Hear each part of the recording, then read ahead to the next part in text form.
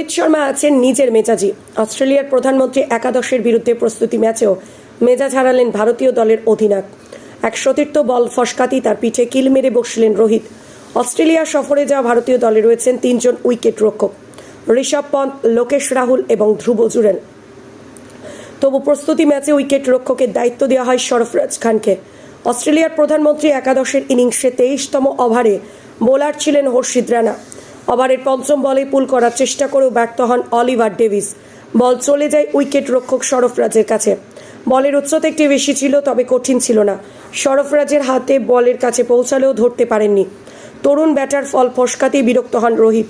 সকলকে অবাক করে তরুণ সতীর্থের পিঠে কিল মেরে বসেন।